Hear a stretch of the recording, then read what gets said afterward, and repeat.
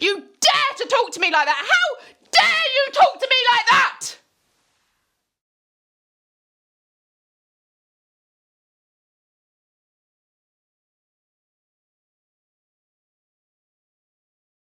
Because when they're shouting at you, you don't take things in. You just look at how angry they're getting with you, and you don't really think about what they're trying to say to you. But you do hear some parents screaming at their children or smacking their children, and there doesn't appear to be. You don't see from them that they feel any remorse for that.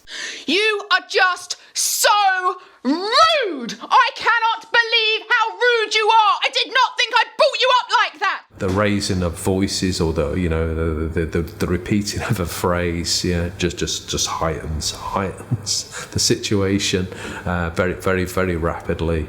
And to think about it, when we're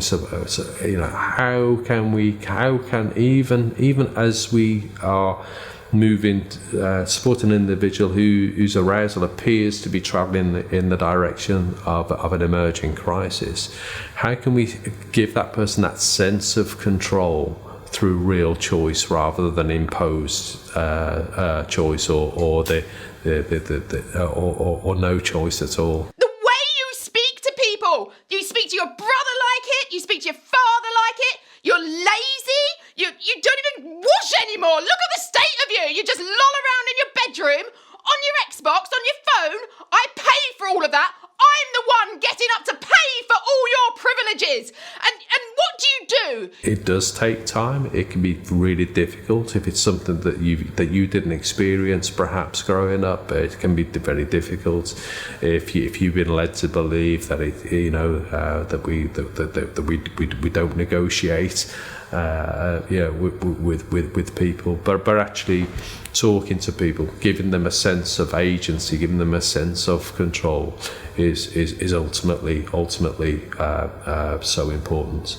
What do you think? So if like that, we're trying to negotiate, would you rather that I negotiated with you, or would you listen to me more like that? Or if I'm just shouting at you, are you likely to listen to me when I do that? No, I'd listen to you if you negotiated, but I wouldn't listen if you were like angry, and shouted at me. So I just not that I wouldn't listen, but I'd prefer if you negotiated. I just think it's a bit late, and I'm not, what they do is up to their parents. I'd like you home a little bit earlier, please, okay? Because by the time I've picked you up, realistically, you're not going to be in bed before 12, and that's just too late, okay? But I don't want to come home at 10 because to me that's a bit embarrassing. Okay, well, what if we compromise, okay? So 10 is too early. What if we said about 10:30? I mean, it's still a bit embarrassing, but I guess it's in the middle, so yeah. It's not embarrassing, darling, but yeah, if we agree 10:30, okay? If I come and get you, be ready, all right? All right. Okay, good girl, thank you. I think you need to be managing your own stress. Again, my children know that if I am stressed, if I've had a busy day, if I've had a bad day, they will see the signs and they'll keep out of the way. Equally, if they haven't, then I say to them, look, I'm not having a good day. I don't want to lose it with you because it's not your fault. And I am honest with them. I say, something's gone wrong. It'd be unfair if I took it out on you, so I will ask them just to leave me alone. And they will. They'll clear away. But equally, they are very good. And if they know that I'm stressed and if they know that I'm having a bad day, they will try and bring me round. And actually that works for me. So, they suddenly take on an adult role and they help me to deal with my stress. It's actually a really complicated issue at one level, but there's one fundamental. To quote John Donne, "To thine own self be true." The low arousal approach is essentially a reflective approach. That's the cornerstone of it. We can't look at someone else's behaviour unless we look at our own first.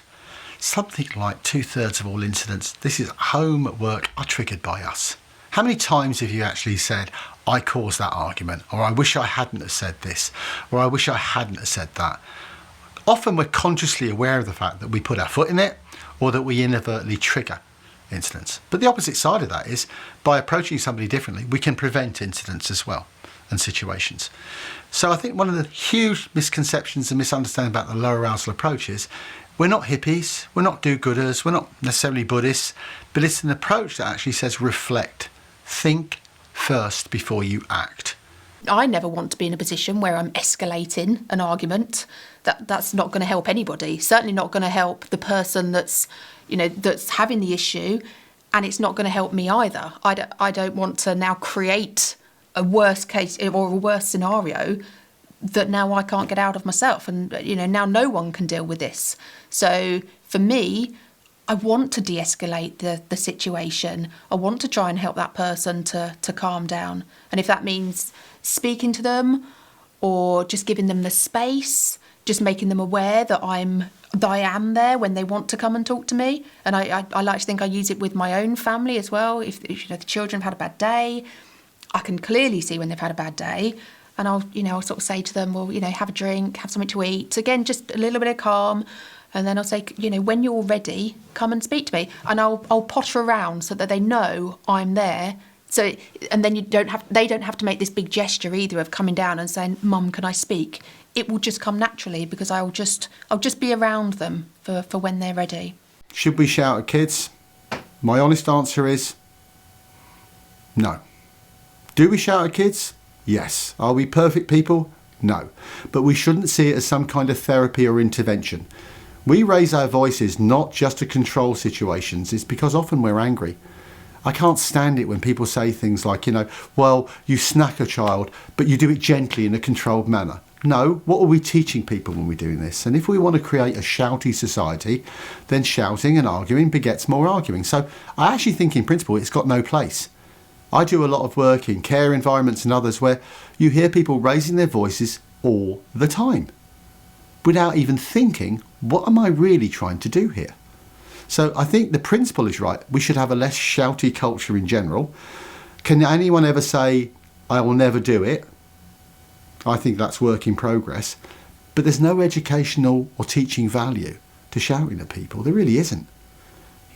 Unless you're in a bar trying to shout to get a drink and an order, that kind of shouting you might say, I'm trying to get my message over.